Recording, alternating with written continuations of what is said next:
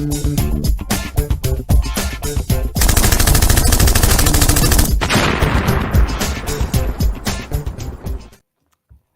and welcome.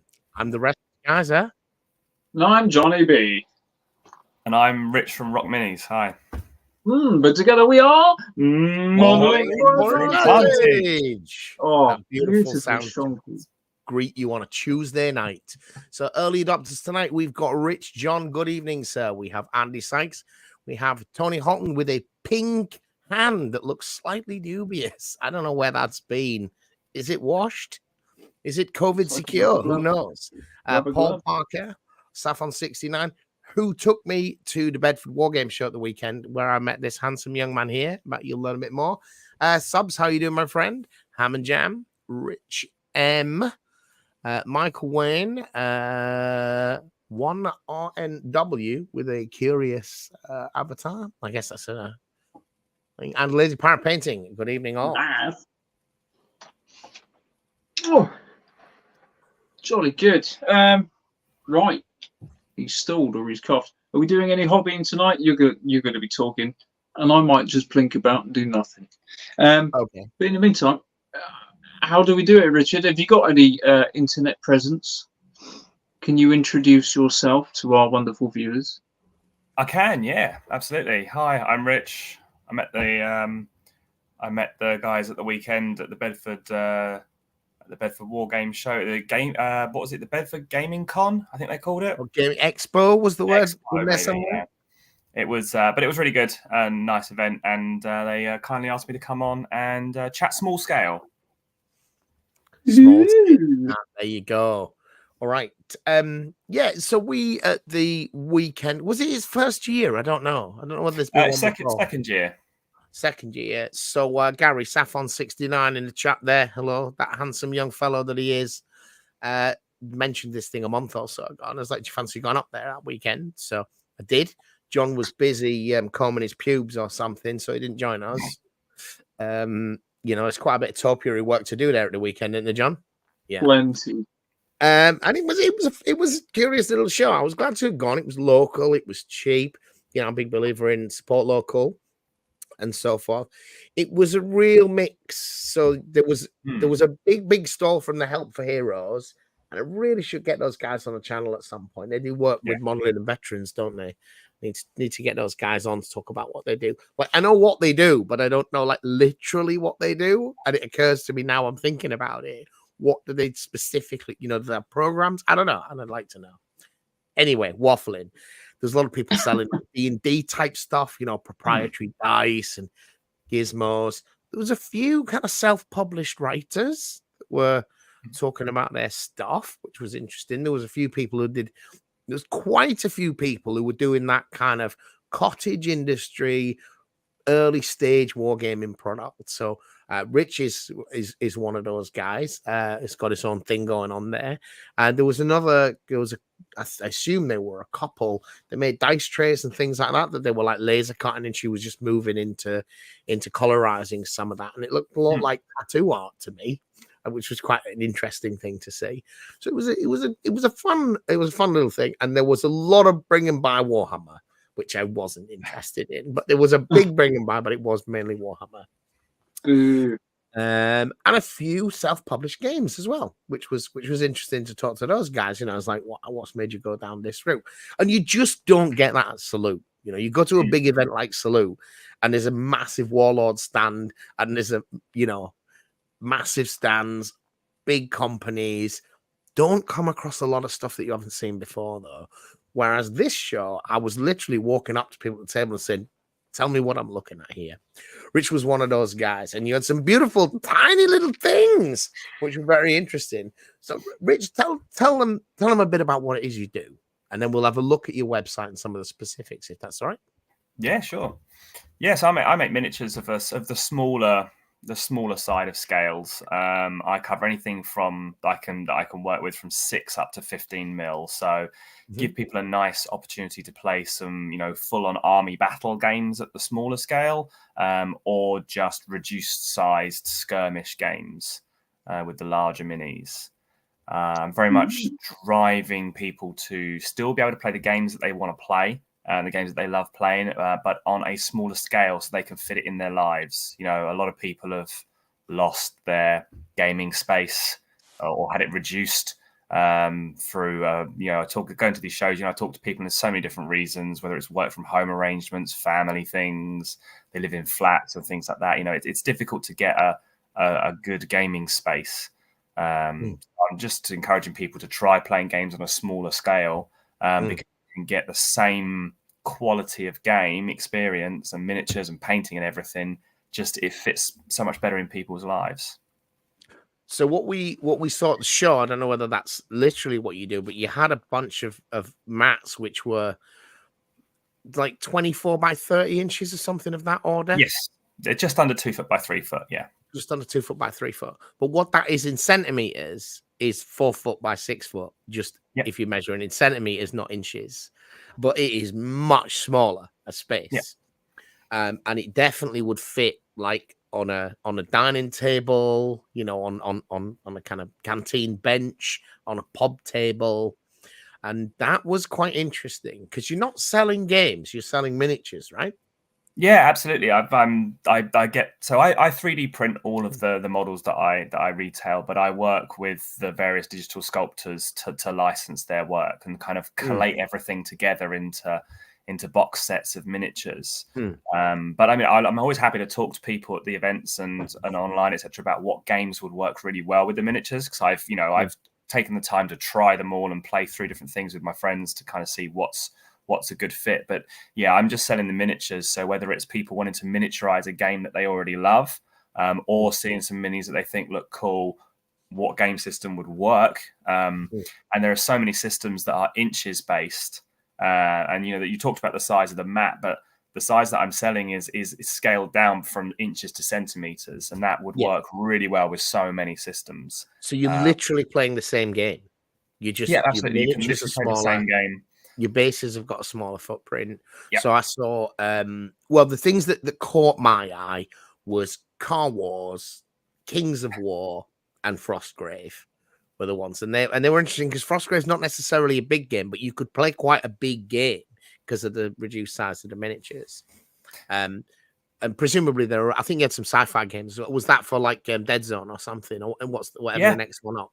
I mean, Dead Zone, Kill Team, even Stargrave works really well. Because, like I say, Frostgrave doesn't need a huge space, but even getting 3 foot by 3 foot is... Some people's dining room tables are only 3 foot deep can be a problem wide, if you're on like bench type tables. Yeah, absolutely. No, I think that kind of Kill Team board fits on just about anything I've ever seen that is considered a table of any description. Whereas 3x3 often wouldn't. We got our first pro question from someone who 3D prints. So first of all, tell us what PLA printing is. So PLA printing is the filament printing. It's the reel of plastic that you've seen. The machine actually goes around like a plotter and melts the plastic, extrudes it like a hot glue gun, basically, and the machine just draws layer by layer by layer. And they're the ones that you get the rings on. They're the ones you get the rings on. You get very obvious layer lines because they're printing on average 0.2 millimeter layer height. So you in a millimeter of material, you'll get 5 layers. They're quite pronounced. So for that material, I reserve that for printing terrain, and only at the larger scales. And I've got some tricks and tips I could get into on how to kind of hide those layer lines when you're painting the larger terrain. But for everything else, sort of from all of the miniatures and terrain from 10 mil downwards, I print everything in resin because that has a layer height of 0.04 millimeters. So in a millimeter of material, you get 25 layers. So they are. So you don't see them. You can't see them. No, you can on a curved surface. On a curved surface, sometimes you can see the pixelation because even though they're tiny, you get voxelation of the curved surface, like Minecraft, where you try and make a curved surface out of blocks, right? There's certain angles don't work, but other than that, the surfaces are completely smooth, so you can dry brush them and everything and get away with not seeing the line. It's going to see a lot of ridges when you do so. Yeah, magic. So you wouldn't for anyone that like, sort of does this privately, you wouldn't recommend PLA printing for 15mm miniatures. No, I mean, I've got a relatively good PLA printer, and obviously there are some very expensive ones like the Prusa brand ones, but even they are going to struggle with a 15mm figure. They're going to find it very difficult, and you're going to get, if you've ever seen Tomb of 3D Printed Horrors as a YouTube channel, Tom Tullis is like an absolute legend in printing miniatures, gaming miniatures in PLA, and even he doesn't print anything that's kind of 25mm or below. Right. But it can be done then. You can print miniatures of a higher scale. Yeah, to PLA. I always thought it didn't really lend too much to that. It doesn't lend well, but it is doable. Right. It doesn't look as good as a resin 3D print, and there are problems with it, but it is doable. It just depends on if you're looking to get some models on the table and just get gaming, and you've tuned your printer to be able to do that, then you definitely could do that. It's just not optimal.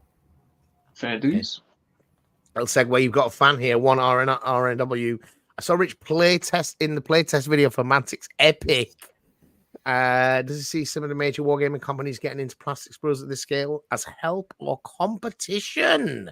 Ooh. So yes, interesting question. So I mean, yeah, I did do the playtest for Mantic's Epic Warpath the other week, and I saw the miniatures that they've got, but they were the prototypes. So they were, I believe, but not confirmed 3D prints of the sculpts. When we were interviewing Mantic, they had 3D printed miniatures that they were showcasing for the game. Because a lot of the plastic sprue work, it's kickstarting because they don't know what they're going to do until they know how much money they've got. Yeah. They've committed to about half of it. Like the first 4 factions, they're definitely going to do in hard plastic. Yeah. But if they're going to do the next 4, they need to say, because it's a big risk for them. Ronnie was quite open about that. No, he's a super honest guy. Has it helped or hindered? That's a good question. In some ways, it's helped because I sell a lot of ancillary terrain that goes with those other scales. So we'll all refer to the one we're all thinking of. Games Workshop have obviously produced 2 games in smaller scales at this point, Titanicus and Legion Imperialis. Both of them come with some pretty bland terrain that is just flat panel terrain. It's expensive. The terrain's particularly expensive, but the models are hugely expensive. Outside so for that has helped me because the terrain that I sell associated with those scales is a lot more interesting and different, and it adds a lot of things that are missing. So in that way, it's helped. It would be interesting to see what Mantic's side does because that's slightly larger scale. From what we saw, they basically, it's like their Dead Zone terrain. It's sheets of panels that you build into, but they're a bit more dynamic than just a flat panel with something drawn on it. Yeah, they're pretty good. I saw them. I thought they were pretty good. And so I mean, looking at the Legion, etc. stuff, like Games Workshop has this rich history in 40k of all these incredible buildings and Gothic structure that is ridiculous and deliberately over the top, and obviously the terrain doesn't capture that. So thankfully, it's kind of left a space for the 3D printing businesses to kind of gap fill, really. And Subs says about 6 mil and BattleTech. BattleTech is so you're in the right scale for sci-fi terrain. Oh yeah, good old discussions on scale. What scale exactly is BattleTech? What scale exactly is Legion Imperialis? I've had people argue it's 7.35. It just. The good thing about terrain at the, I would say, 6 to 8 millimeter scale is that it all kind of works for each other. When I spoke to someone who designs terrain that was their job, and they said the one thing that will really make it obvious if something looks wrong or right is the things that we associate with ourselves. So doors, windows, ladders, stairs, all those things where you're like, well, that's the thing a human uses. That's what your brain says. Well, that's not the right size. So as long as those sort of things look roughly the same, then usually you're golden. So all my stuff, I get loads of customers that are BattleTech players, and it works just as well because it's in that bracket. Yeah, I mean, BattleTech is still big, isn't it? It's huge. No, I don't get it because I got the 2-player absolute rookie starter set that they did when they kind of relaunched it. And looks, it's like this is fundamentally the same game I remember from the late 80s. And it was a difficult, complicated, and not a lot of fun game to play. I loved designing mechs. I hated playing the game. Yeah, I think they've got they're in a good spot at the moment, I think, because they've got classic BattleTech for people who want that nitty-gritty, damage location dots filling in and everything. And then they've got the Alpha Strike version to play a more streamlined, quicker, more models on the table kind of game. Yeah. There you go. Someone's even just said it. Yeah. So I've been saying it for ages. We need to. Johnny B's actually painted a lance already, haven't you, John? I've bought the Alpha Strike box. I've got the clan done. I've got 4 left to do.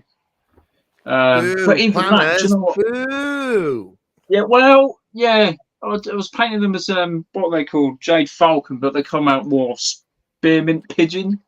It's not quite dangerous. Not quite the same. But even Alpha Strike, I've had a little look at the rules, and even that seems like more complex than I want it. I want to roll a dice and blow up your mech, Yeah, I would say Gamma Wolves then. Ash from Guerrilla Gaming. I never remember the actual name of his channel. Yeah, I know what you mean. Absolute legend in the hobby, and his Gamma Wolves looks a nice kind of fit in between those two games. It's got a little bit of like taking gear and weapons and those sort of things matter, but you're just rolling like a hit and a damage dice, and mechs have between 6 and 12 hits, I think, to keep things nice and simple. Yeah, that might be more my thing for sure. Guys, must be a similar age to me who's gaming in the 80s. I mean, I didn't finish school in the 80s, but I didn't finish school long after the 80s either. It's actually my birthday tomorrow, and despite all this grey hair, I'm actually only 48. So there you go. Take that one to the bank. I'm not 48 years old and still beautiful, according to my mama. Should we have a look at your stuff then, Rich? Doing all this talking. Let's have a look at what you got. Let's see how well this works, because I'm going to have to alt and tab to another screen to navigate. So, happy 21st, absolutely. I was at uni for my 21st. I don't remember it. It was great. Right, so yeah, I've been able to pull up my website, which is great. So obviously, I've got a little banner across the top that like showcases my main or my star products and such, and that's here to show kind of that I'm all about box sets. I do. It's 3D printing, so it's highly customizable. I do individual units for people to buy and things like that. But what I really kind of try and encourage people to try is trying a game and getting a game set. And making sure that a game set has everything in it that you might want. So, you get minis, but you get terrain, you get bases, you get all the stuff you're going to want so that you're a nice little one and done deal. There's no going home and buying extra add-ons, and you can add on whatever you wanted to, but everything's optional, nothing's mandatory. So I even for an extra $5, you put in them photographs of the French girls, right? I mean, that would be that'd be a little bit more than a $5. But, right. Okay. No, and I just try and offer people the range of choices. It comes with and without a gaming mat, because not everyone has a gaming mat, but other people do. And they say, "Oh, should I buy a specific size?" And it's like, no, if you've got the space and a mat, just section off an area and use what you've already got. So just sort of highlighting here that everything I do is box sets, and I try and have it so that obviously this one is a predefined set of armies facing off against each other because it's thematic. But with sets like the skirmish set, I want it to be very much a pick and mix as to what's in the box set. So I'll often have 2 factions painted to show people what a set looks like. But everything is well, I like orcs and undead like this. Well, somebody else might want dwarves versus elves in their set, and it's fully open for people to pick and choose, because getting shoehorned into one faction in the core box set often kind of upsets people. So I want to make sure everyone gets the toys that they want at the end of the day, because that's why we all do this. That's right. Nice. We'll start here, because this one you've moved on. This is the one you mentioned, yeah. Fully painted, wasn't it? So this is what I saw. This was the one that caught my eye. It absolutely did. The pieces of scenery, the ruined medieval fantasy-esque houses are beautiful. This is your kind of Frostgrave or bringing your D&D combats to the tabletop type game, isn't it? Yeah, it's so many options. That's why it's good to not tie it to a particular game. And you know, some people love playing D&D and they don't always want to play on paper or Theatre of the Mind. Some people like Frostgrave. Some people might want to dig through back catalogues of old games like Mordheim or something and play a game that way. And as long as you can get PDFs of the rules and for old games, or you've got the books, the source books still, you know, they don't go out of date. So you're perfectly able to kind of crank out these older games. And this way, using a 15mm figure, which is about half the size of what people would say is a regular scale for a skirmish game, it just brings everything nicely down to a sensible play area. But in 15mm, a giant doesn't cost you 35 quid or 70 quid in resin, now, does it? No, so it does keep the cost down, a lot. A huge advantage. So what we're looking at there is 2 armies and a terrain set. Is that right? Yes. So I do them and I do try and do it on a scaled basis. You know, if people just want to dabble, they don't want to buy the big box. You know, so I do a set that's just a couple of houses, the walls, and the armies to fight each other, and then obviously I also offer the larger and massive sets, because if some people do like to go all in on a project, you know, they just want to buy it once and they don't want to have to, you know, come back and top up. They just like an idea and they just want to go for it. So I try and offer wherever I can some sort of sliding scale to match people's space and budget, really. I think scenery, it's often good to paint it all at the same time. Yeah, it's consistent. It looks, it's going to be much more, especially as soon as you start blending colors or messing around with exactly which brown did I dry brush that with. We've all got recipe books and we all know we don't fill them in comprehensively, right? It's like, it was an idea we had once and occasionally we look back and, hey, it's in there. But mostly it's not. So if somebody was wanting to buy, let's put some numbers on. If somebody wanted to buy what's on the screen there, what are they going to pay for it? I'm going to have to scroll down because I've got to the point now where I can't memorize my exact set. So the set starts at £80, and obviously the picture changes to show you what's there. So for that, you get 3 buildings. They're multi-part plastic buildings. So the floors separate for easy storage. You get the walls and some trees, and then 2 factions of your choice. So that is enough to kind of get started playing whatever game it is you want to play. You know, there's like Frostgrave, Warcry. That's more than enough. Absolutely. You know, it's a very good starting point. And then if people want to go larger, you know, the larger set has the forge built in and additional trees, and then which is for 95, and then the largest set, which is 125, but you get a full table's worth of terrain and the 2 factions. You know, it adds on the manor house, which is like a 3, but essentially the same as adding 3 further buildings in terms of the amount of size. You know, and that's an enormous amount of terrain and 2 faction options. So that way people can kind of scale it depending on, you know, how much they want to invest in a new project. So the couple of things like this, these buildings are beautiful and they're a lot bigger than you think. These are not like your average 15mm building that's like 3 inches long. And no, so they're fantasy buildings and they're big. I did push the scale up a little bit. So technically the minis are 50% of a regular sized miniature. I made the terrain, I think it was like 58% or something. So that there's a little bit more room, because, you know, in a skirmish game, you interact with the terrain. You want to be able to fit your model on the balcony, etc., etc. So I made sure that the terrain was scaled so that it's more that the terrain is playable for the game than being, you know, a technical exact scale match. But it's close enough for that. You say that. It's like that's like a trial now, because this has got that scenery's got a real Mordheim feel to it, hasn't it? You mentioned it earlier. Mordheim is very much about in and around ruined buildings. I also noticed when I had those was the bases were a little bit bigger than you might expect them to be, but that makes handling the miniatures, because some of them are going to be like, you know, cats and dogs and things are quite small in 15mm halflings. But the bases meant they were a bit more easy to get hold of. Yes, the bases range from 12 to 22mm, I think. So 12 is very small stuff like a goblin would be on a 12mm base. Everything, as a general rule, is on a 15mm wide base. And then some of the bigger monsters, the trolls and things, the base size is increased. But yeah, like you say, it's a couple of mil thick base as well, so it's got a bit of weight to it. So it holds your model where you want your model to be. So it's not, rocking on stones and things like that. You want to, because it's a smaller scale, you don't want it to start to become fiddly, because then you're not enjoying your game on a smaller scale. You're getting annoyed with your game. So by having a robust base, it means that it's the model stays exactly where you put it. Yeah. Okay. And do you do Mordheim factions? I've tried to cover all of the generic fantasy races where I've got access to the design works for them. I think there's 14 factions for this set. So yeah, I cover your elves, dwarves, humans, goblins, orcs, lizards, rats, the whole kind of. You've not got like a Sigmarite faction?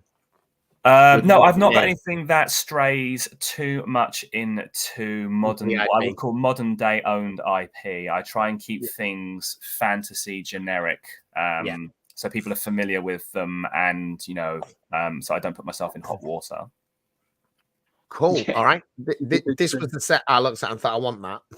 And I even I'm not finished trying to get you to send me one. Well, let's have a look at something else. Let's have a look at something else. Yes, I mean, obviously, it's not just miniatures. I will take a look at counts all the way, mate. Sorry? Oh, just replying to a comment. Somebody said Kaiser is confirmed Sigmarite hater. I just said that's a fact. Vampire counts all the way. And it's Vlad, not Manfred. Manfred's one of my much beloved armies. So yeah, you mentioned the Kings of War. I make sets that are suitable for playing Kings of War. So I try and cover all the armies. And again, have both terrain and box sets. But what you actually asked about one of the question asked us around expansion terrain, and this is a big thing for me, because terrain is probably my favorite part of any game. So I try and offer a range of extra terrain and things at this scale. You can see, obviously, I've used the Titans to give an example of scale. But I've tried to offer anything from smaller sets right through to the big ridiculous stuff. Landing ships, giant Gothic churches, fortress walls, things like that, to give people an option of more interesting terrain. And wherever I can do it, I'm making it really clear to people where I have to tell people where I get these files from. But not all of my customers are people who want to buy models. Sometimes they want to know where the files come from so they can go and make their own if they've got a printer or whatever. So I try and push the actual sculptors' work as well, because at the end of the day, they're the ones doing the design work. I've tried my hand at some 3D design, and I've done a few bits, but it's really not my thing. It's for me, it's collating different products from designers together and producing sets that people will want. So if I can get people to who can produce their own to go to them, then that's it's an ideal outcome as well. Very nice. So let's have a look at one of these bigger pieces then and talk about the size of it. So what's that? Grand Forge. That looks expensive. Tell me that's as big as my house. Yeah, it's pretty massive. So I mean, I don't know if you're familiar with the game, but that's a Warlord's Titan in the background, which is generally speaking one of the bigger models in the game. I think this whole thing is about 8 inches tall, the whole terrain piece, and it's a 10-inch by 10-inch footprint. So it's a very big, heavy resin kit. And the designer who came up with this Grimdark terrain is a bit of a mad genius, because normally each of these little pieces is a panel that goes together. So this kit would be something like 80 parts. Right. So it's not just a big lump of resin. Yeah. So in order to keep customers sane, what I've done is I've digitally merged certain parts together. So the ground floor now, for example, starts at this door and is this corner piece, and then you join on the next one. So the ground floor is now 4 pieces instead of like 18 pieces. And I've tried to do that wherever I can, so people are getting a more manageable kit. But yeah, it is a big kit, but it's big and it sits on the table, and it's a centerpiece. And terrain is, unfortunately, for a lot of people, their least loved part of what it is that they work on. It's that thing you kind of need to have in order to play a game. Whereas for me, I almost put more effort into my terrain than I do my actual models. And something like this forms a nice centerpiece, which is, another reason I try and sell alongside that more budget-friendly terrain. Like I've got this MDF kit where it's you get a lot of coverage for a lower price. And I think that's a really good way to do terrain. You want volume of terrain on the table because it's an important part of a lot of game mechanics. But your regular terrain, you can do quite well on a budget. And then that leaves you the space to buy, something fancy for your table. If you're doing an army, you might buy, say you're playing bolt action, you might want to buy that really nice Tamiya Tiger kit to add to your army, and it's going to be expensive. But if you've managed to do everything else on a bit of a sensible budget, it's nice to kind of splash out. And I think that people can approach terrain in the same way. You get your bulk down on the table, it leaves you a bit of budget to buy something nice. Okay, yeah, I think ruins and stuff do work in MDF. We had a lot of MDF terrain in the early days. I moved away from it a bit just because of the kind of flat nature of it. Yeah, no, you're right that it's flat, but I see it as a canvas that you can kind of build on top of. And here I had them designed so that they're multi-layered. So you've got a thinner layer, a veneer almost, a cladding that goes on the outside that adds depth. Definitely a huge improvement.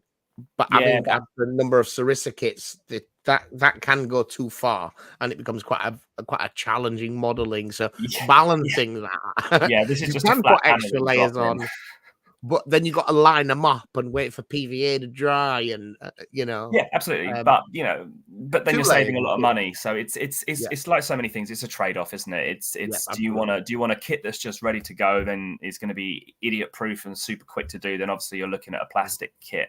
But if you want something that's more budget-friendly and is a little bit more of a crafting project for you, then an MDF or similar kit is a good way to go. Often that stuff is also quite age linked as well, isn't it? It's when you're young, you're a bit more time rich and cash poor. Yes. And as you get older, I'm not sure you're that much more cash rich, but certainly time is much more of a factor. Yeah. For you as you get older.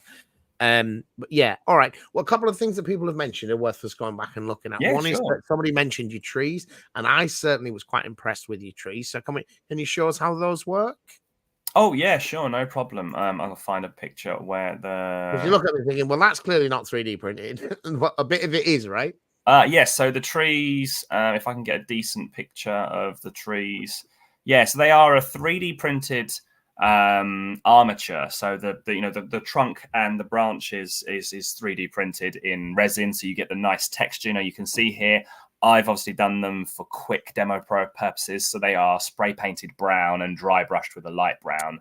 But they've got texture to the bar. They've got tons of texture because of because they're done in resin. You could use a wash-based paint as well if you wanted the textures there for that. You want to paint those little mushrooms. You want to paint those little mushrooms, you could go for it. But then I then use clump foliage on top. Something like Woodland Scenics is my go-to because they do make the best. But honestly, if you're doing this on a budget, then there's nothing wrong with tearing up some kitchen sponge and soaking it in green paint and getting that on there as your canopy, and then a little bit of messy though. I tried it once as a kid. It is messy.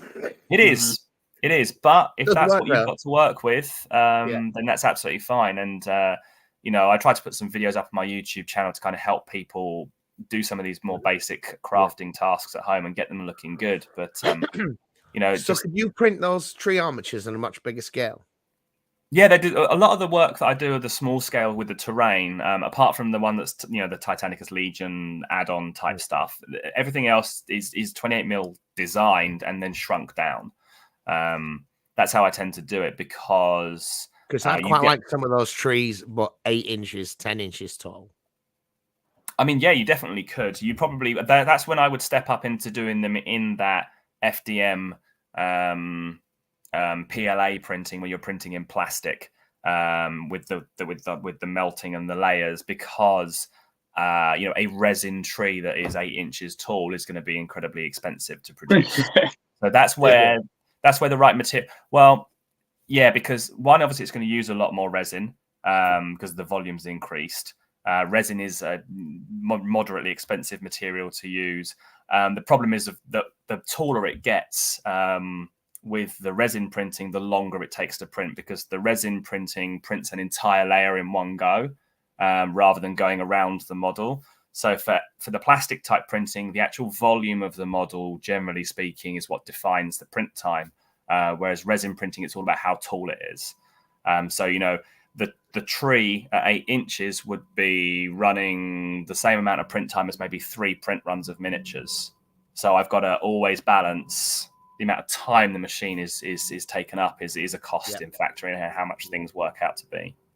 Right. Definitely doable. I've started buying trees. I look at some of the trees I bought for 20 quid and I'm still not usually happy with them because the armatures are not that great that they're on. And like, it's one of the things that I want to, you know, we do a lot of countryside fighting. It's like, but they feel fantasy is the thing I like about these. These are, they are fantasy trees. Definitely. They look different to a real world tree, but similar enough. And I really like that about them. Or as friends of General Haig, they look fab. Right. So the other one that somebody mentioned was Gaslands, because that was another. Yes. And that kind of shows like, so with your Kings of War stuff, you supply MDF bases if somebody's bought as a Kings of War set. Is that right? Correct. Yes, that's right. So and those bases, when you put the miniatures from those sets on those bases, they're basically the same footprint as a reduced scale Kings of War. So you're still playing exactly the same game. Yes. Just with a smaller footprint for a troop, a regiment, or a legion, or whatever their language is. And with Gaslands, you've created reduced size templates to go with it. Yes. So these pictures actually need updating because the cars have changed to some nicer designs that I have. But yeah, the whole thing here is Gaslands at half the size. So I signed up to the Friends of Gaslands scheme so I can use their official templates. And yeah, I've laser cut them at half the size. And this is a project that came about because I wanted to use micro machines to do reduced size Gaslands. Oh, right. Yeah. Yeah. Then you go on eBay and you look at the price of micro machines and you realize because they're out of production. Yeah, you realize your mum gave away all your micro machines, so you have a little cry. And then you find a solution like this. So these are the half-size templates, and yeah, I've got cars that are smaller, but you still feel like you're playing a proper game of Gaslands because you're still using the templates and swerving around stuff. It's just, again, it's the whole play area for this is about 1.5 by 1.5 feet, so you can get it on a, you know, you could take it to a pub or travel version, or a cafe or whatever. Yeah, absolutely. Whatever works for you. But it just, again, it brings it down, but you're not missing out because it's the proper templates. You just scaled down miniatures. You play the same game, just smaller. Yeah. Yeah. And that was the other of the sets that I saw. The Kings of War looked like you'd filled the space with miniatures. It looks like you're having a proper scale battle just with tiny guys. The fantasy one that we looked at, and they look like really iconic. I realized you did other things that they were the three. I thought these look great in terms of like completeness. Yes, the game felt like the kind of 70 quid that you were asking for most of these games was, or 90 quid. It's like, this is everything I need for this. Yeah. In a reduced, obviously not the rules. You're not selling the rules. You're selling the minis. So we got again one RNW. Could you explain how the Kings of War Warmaster basing system works to get both of the starter sets? I will try. So I will admit that my photographs for the Kings of War stuff are not as good. But let me see if I can get a decent picture here of things that are based. So give me 1 second. So for Warmaster, the miniatures were designed, and obviously these are 3D printed, but they come out on a little strip. So this might be the best picture that I can get to show. So they come on a little strip of minis, and 2 of those normally goes on a 20 by 40 millimeter base for playing Warmaster. That's what a Warmaster base is. So that's how I base them and the bases that I sell in the kits, because I want people to put them on those so that they can play Warmaster. But those bases really work well to adapt to other games such as Kings of War. So you get to play both games without tying yourself to one system. If you just wanted to play Kings of War, you totally could cut a base that is the exact size that you need it to be and build on that multi-basing style like Kings of War does. But I provide the bases so that people can do both systems. And essentially, one Warmaster base works out to be about the footprint of a troop in Kings of War, which is just smallest. I think if it's not exactly the same, it's essentially the same. It is exactly the same scaled down for regular infantry. Heavy infantry bases in 28 mil are 5 mil bigger. So across the whole unit, you get an extra base's worth. You don't get that when you convert between playing Kings of War regular scale and this scale. So a heavy infantry unit of, you know, the Great Orcs or whatever it is that are larger base against some goblins, they would be the same size, whereas technically the Kings of War one should be slightly larger. But at this scale, you find that doesn't actually matter. You find that you're not really worrying. I do little movement trays that adapt the unit's footprint to the right size, like laser cut ones that are, you know, I'll send them on my website, but they don't come in the box because I don't think they're necessary unless you want to be very particular about it. And that's totally up to you. And it only applies to certain but to those factions, it is common. Yeah. Like and I think that's a reflection of their model size, is that the big orc, you can't get enough of the guys on the base in their miniatures, and so they've got a large unit base size. And it's because Kings of War was written that way because it came across from being able to play with your Warhammer models, basically. So, you know, it's inherited that as part of it. I don't think it breaks the system in any way to have all infantry regiments be the same size. Yeah. They're all the same size. Some of them are slightly bigger. Yeah. Yeah. And, you know, so you've got a little basis to space your cavalry if you want your cavalry spaced a little wider. But again, I've played dozens of games of small scale Kings of War, and every time we play, it doesn't really make a difference.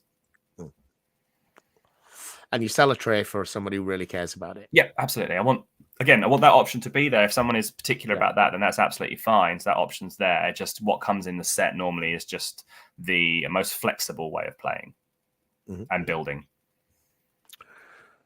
Okay. Is there anything you want to showcase that I've forgotten? Anything you wanted to point out? I mean, you haven't shown them the boxes. They're actually. Well, I didn't see what you said to your terrain boxes. I saw your army boxes, and they're actually like little confectionery boxes. I've got one with here, the minis all in the little compartments. They do. They come in little sweet boxes. So they come in a little confectionery box like this. It's got a nice clear plastic so you can see what's inside before you open it. I found that they were the best way to transport the minis. To shows, yes. Really shows a difference in postage though, because the card box has a bit of flex to it. So when I put the strips in the box so that it holds them nicely upright. And it keeps that top layer. There's some structure against yes, there's some structure to stop it getting compressed. And I use shredded paper. It's honestly the best packing material for these sort of scale. But the slightly flexible box is better. I used to use a hard plastic box, bit sorting boxes. I had ones that were the right size. But when the models are in there and they're being pushed up against the walls of the little cell that they're in, if there's zero give, there's a higher chance that it breaks. I use a resin that is deliberately flexible to avoid the brittle kind of nature of hard resin. But you still want to maximize the survivability for traveling around. You know what it's like at a games event. Like if you buy something in the morning, you've got to cart it around with you for the whole day. It might be in your backpack. I wanted to make sure they were as survivable as possible so that people can get them home exactly how they want them to be. But I do get a lot of comments and people find it funny that it's in a little confectionery, little sweet box. But it was, after lots of trial and error, it was the best way to do it. It makes sense. Especially that protection against compression. I think that's you need that really important with those miniatures. Yeah, gives you a bit of protection. So, unless there's anything else you wanted to show us. No, I'm absolutely fine with having gone through, and it's just this is just an opportunity to answer people's questions. Really, I know people have had some bad experience with 3D printing. I see them at the shows all the time, and that's not the way it should be. So, if people have got questions about the technology or anything like that, I'm always happy to answer them. So, I mean, presumably just because damage, and you're not selling single figures, right? Because they'd be 30p each or something. These little guys, no, I don't sell them as single figures. The models are repurposed and rebased for the skirmishy type game. But you know what? I'd say about 5% of my online orders, or possibly even less, people do want them as individual figures to play 10mm Warhammer Fantasy battles. I do it because people ask me to, but I always say, bear in mind, the designer has designed them to sit as a rank and to sit on a base. So when you you know, separate them, where's the rest of this arm? they're Somebody's digitally separate. They're digitally separated, so it's okay. But it's more a case of the designer has designed the models to kind of support each other along the rank. You know, that everyone's arms and shoulders touching shields here and there are physically bonded together. That gives the strip a lot of stability. Once you're looking at single figures, especially things like skeletons, you know, they've got very thin legs. And they won't break on a strip, but when they're single minis, like, you know, if people want that, it's absolutely fine. But personally, I stick with them on the strips. Yeah. But I mean, if somebody gets it in the post and say, look, this figure spear snapped off or whatever, they just bang you an email and you'll ship them one out, right? Yeah, I always sort people out, especially if it's happened in the postage. You know, that's totally my issue to sort out with Royal Mail in the back end. I don't want customers getting involved in that discussion with Royal Mail. Generally speaking, it doesn't actually happen a lot due to the packaging care, etc. But I will always put it right. And, you know, I've had a couple of customers that have broken a model whilst they're modeling them because it happens. And, you know, I'd much rather pop one in the post for somebody than have them be disappointed that they, people are always very honest. You know, they hold their hands up and say, like, I broke this model whilst I was cutting the sprue because it's, you know, it happens. And, you know, I want people to be happy with their purchase at the end of the day. So we'll always sort it out. Yeah. What a gentleman. I know Subs is into his smaller scale. I know he likes them a lot, but there's a market for it. And how worried are you though that wargaming is an old man's hobby and that, you know, our eyes are not as good as they were? And so I find painting a lot harder. Like I'm looking at 54mm miniatures now because they're so much easier to paint. I'm serious. I'm like, I'm gonna go up, not down. When I was a kid, and money was a real issue. 6mm Napoleonics, 6mm World War II. It's cheap to get the stuff on the table. But it is an old man's hobby, right? Is that do you get a lot of kickback on that? Nah, it's the notion of like it's an old guy's thing is definitely being put to death by people, which is good. You know, I see such a variety of people at the events that are getting into wargaming, and with the painting at this scale, like, you know, I use a lot of those contrast or speed paint type wash based paints. Because at this scale, nothing has a flat area. So any of those wash-based paints will get in all the nooks and crannies, and you'll be able to see the texture. So, like, you know, it's I prime everything white and use those, and I've got some minis that I'm working on next to me. Not the best for the camera, but you can see that's just one of those contrast layers over the top, and it's already gone in and picked out. Isn't it? You know, they've got the rivets on the helmets, you know, that are like 0.5 millimeter in size. I wouldn't personally pick those out with a brush. I would just let the wash-based paint do the hard work for me. Yeah, they look like very Chaos Warriors, those guys. Yeah. All right. So what we've seen there is very fancy science fiction stuff. Tell us about the future, Rich. What might be in the pipeline then? For anyone who's looking at this and thinking, oh, this looks great, but I don't play War Master, I don't play Dead Zone or whatever. Yeah. I play Korea. I play Napoleonics. So are you going to be the guy?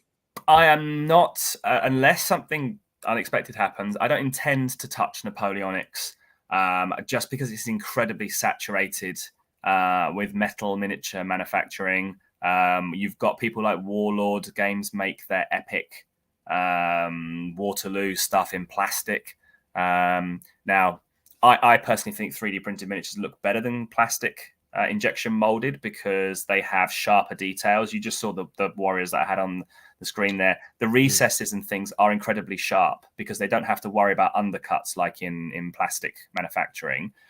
But obviously plastic is cheaper, and people like Warlord putting it out there means that it's in everyone's faces. So that one I'm going to kind of shy away from. But my next project that I'm working on doing in the coming month or so is going to be World War II miniatures in 15mm scale. So I know that there's Flames of War example, but my thing's going to be, again, having them so they can be on little bases and you can play a skirmish kind of setup. So if you want to play bolt action, And I know I'm about to play Bolt Action this weekend with my friend for the first time. You know, he's already explained we've got to get the big table out because that's what it needs. You've got to have the space to maneuver around each other. Maybe if we can do that on a 2 foot by 3 foot board, suddenly that's going to be a lot more manageable for people. So that's going to be my next project drive, is to get that on the table, and then some spaceship combat after that, I think. Some spaceship combat. Yeah, which is naturally a small scale. You know, those spaceships are supposed to be hundreds of meters or whatever long, and they're this big on the tabletop. So it kind of fits nicely with, again, a system where you can kind of compress things down. So if you make the bases the same size as the holes in a Flames of War base, I'd be really happy with that. So what is the size of the hole in the Flames of War base? I'd be interested to know. Question. Have you seen Flames of War? They have proprietary bases, and they've got little sockets in, and their plastic minis slot perfectly into that. Okay. Well, there's about a half a mil of give on one side, which means you don't have to force them in. Yeah, that's good. But they're really nice, because what you then don't get when you put your basing material over the top, it's not that everyone's standing on a little mound. On a mound, yeah, which can be quite pronounced with metal 15mm miniatures. Yes, there's basically is that mound is up to is the equivalent height of the guy's knees or whatever, certainly higher than his boots, and everyone's on a little dome. Yeah. I think that's just genius. And actually, it was one of the things that impressed me about Mantic's infantry compared with Warhammer's Legion Imperialis infantry, is Mantic have got socketed bases as well. Yes, they've stuck with the epic way of doing things rather than the new Legion way. So interesting to see. And the Legion way made no sense to me, because you look at their proprietary bases are flagstones, and all their men are stood on little mounds on top of flagstones. Yeah, you're like, what's that? I really don't like it. I am looking at doing some 6 to 8 mil sci-fi stuff, and I have that full spectrum dominant stuff already, and they're all baseless basically. So you just glue the feet onto whatever surface you're modeling on. But there's not that little, because it's 3D printed, you've not got that little hump in between the feet that you've then got to try and color texture match with your gaming with your base surface. Roger. So for anyone that's not worked with 3D printed material before, presumably it doesn't react properly to plastic glue. You have to use super glue, right? Yeah, so you super glue everything. And unlike dealing with cast resin, there's no mold release because there's no mold. It's obviously the way the technology works is kind of tricky to explain, but the model is formed out of the liquid resin. So by the time it's then cleaned correctly and cured correctly, you can just spray paint straight on top of the what's essentially a plastic miniature at this point. It's fully polymerized, so you can just go ahead and prime it and get rolling. So as long as you super glue things together, if you're assembling a massive resin kit, you might want to epoxy bigger chunks if they're load bearing. But honestly, even that big fame thing that's the big pyramid, I super glued mine when I did my demo one, and it was absolutely fine. Yeah. Okay. It's worth thinking about. And there's no release agent. I don't need to get like a bowl of soapy water and a toothbrush. Oh my god! At this scale, you'd end up, obviously, like I said, I use resin, but you get that toothbrush out, like you'll just forget about it. Yeah. All right.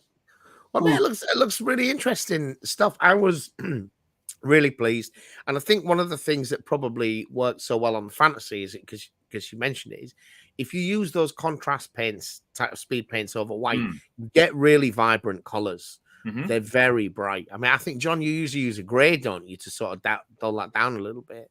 Yeah, I do a bit of that. Pre-shading is what it used to be called back in the day, but it's been given another name now, isn't it? I do a bit of that with the speed. Yeah, well, not quite, but a little bit. Yeah, that's all good, and it is very vibrant, and as you say, it's perfect for fantasy games. It was interesting to see the second round of the Vallejo Express, which is their equivalent of contrast paints, that came out. They had 8 colors in, I think it was 8 colors in there that are deliberately designed with World War I and World War II painters in mind. So they've got, although they're normally highly vibrant, they've got olive drab, they've got etc., etc., in their range. Yeah. So they Let's see did if they're they not did feel deliberately great. add that as a catering to people who are outside of just wanting something eye popping. I might have to have a look at those ones Mm. because I do prefer the old speed paint, as you said, speed paints and all the one coats. Did you answer any questions? What other shows are you going to be at this year, Rich, if any? Oh, so in March, I am, which is the back end of March, I'm at the Overlord in Abingdon, which is near Oxford. April, I will be going to Salou. If anybody is going to Salou, That's the big one. you have to be at Salou. It's a tricky show to get stuff sorted for and get to and set up, but it's kind of a necessity at this point. And the UK Games Expo later on in the year. You are going there, cool. I'm doing the UK Games Expo. I did it last year. It was a brilliant event. They really do. They really make it approachable for small startup traders to get there, get space, and get their product in front of people. It's for a 3-day event. It's incredibly good. The starter pack one for the smallest stand is really good value. So I'll definitely be there. As far as I can tell, like indefinitely plan to go to the UK Games Expo. It's been really good.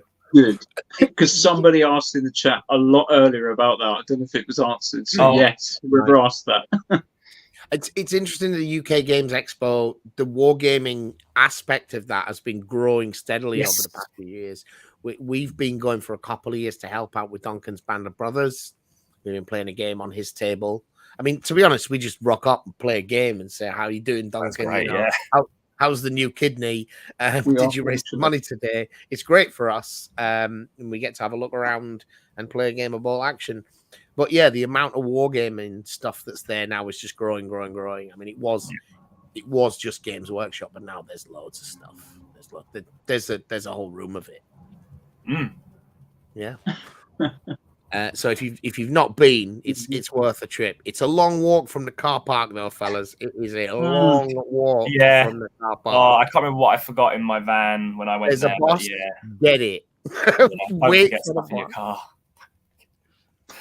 That's really cool. It's going to be good. Lots of shows to go to. Hopefully, lots of sales too. One of your products piqued my interest. Is it like Starship Troopers? It looked like. Yes, there is the Void Ship Troops, I think I call it. Yeah, but that's one of those ranges where it's a little box set, but now it's been so popular that the sculptors going back and are adding new expansion units to it, which is nice. So people want to see a game system or game set come out. They want to see continued support for it. I think that's really key. Right. So that is like Starship Trooper models and bugs and stuff. So you get a bunch of you get a bunch of bug-like monster models, and then mobile infantry type soldiers, but they Sergeant are with a mechanical arm. So I do it on. You don't have him actually. They do have a camera crew though, which I think is like a really choice addition to the command squad. Psycho guy in a leather coat. They didn't go down that road, but they're doing expansions, so there's nothing to say more. Clearly, which will be pretty cool. Yeah. But it's one of those games where I do it in a 6 and 10 mil scale because some people want it larger. But I think that's one of the ones where I think it suits the smaller scale because you end up with because they're smaller, you get more on the print run. You end up with a whole heap of bugs, which is kind of what you want. And for bugs, I mean, I'm just casting my mind way back. I played games like John Toffley games, Dirtside and Stargrunt way back.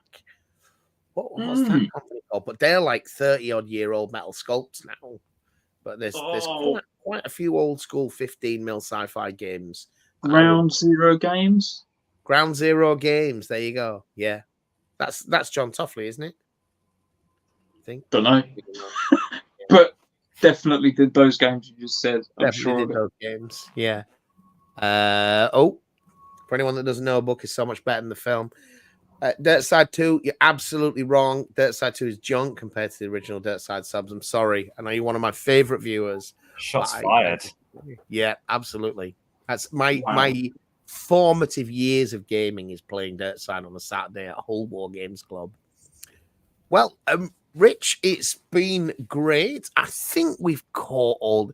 If you have had a question that's unanswered, you want to post it in like the next few seconds. If we didn't ask, I mean, one that we've missed. I think we got most of it. We were supposed to have Medieval Warrior Nick on tonight. He is like an engineer type dude, and he's been sent into the desert to do some engineering work. And he said, I don't know what the signal's going to be like, to be honest. Should we leave it? Unfortunately, I met Rick on the Saturday, Rich, and he was like, I can do Tuesday. I can fill that slot for you. But so Nick is going to be here in 2 weeks' time. We're going to be looking at skirmish games for the 100 Years War, and you'll get that lovely velvety voice of his to put you to sleep. It's always good to have a history guy on the show. That will be good. Andy, friends of General Haig, is working on something for us. Hello, Andy, as well. But that's going to be a bit around Easter time, I think. So yeah, that's what you can expect to see coming up. We've done a couple of reviews. We've reviewed Dead Zone and the new Kill Team Salvation box. They'll be going up over the next few weeks. And there is a bolt action game in the members area. Doesn't even have a thumbnail. That's how new it is in the members area. For those that are interested in that, and the rest of you will see it in a couple of weeks. We try and put things when we're on top of things for members a week or two early, but there's nothing behind the paywall, But if you want it now, it is there. Thanks for all your support. Rich, remind people where they can find you on socials if they want to buy you. Yeah, I use ROK Minis on all the social media platforms, even the slightly less pleasant ones, but it's a necessity. And rockminis.com is my website. Perfect. Boom. And in answer to Friends of General Haig, yes, I have signed an NDA with Warlord in relation to Achtung Panzer. And that's as much as I'm going to say at the moment. So there you go. We are very excited about it. We're also very excited about Clash of Steel as well, which is the new Flames of War tank game. All right, guys. Thanks for your time. Thanks for watching. Thanks, Bye. Rich. Thanks, Amazon.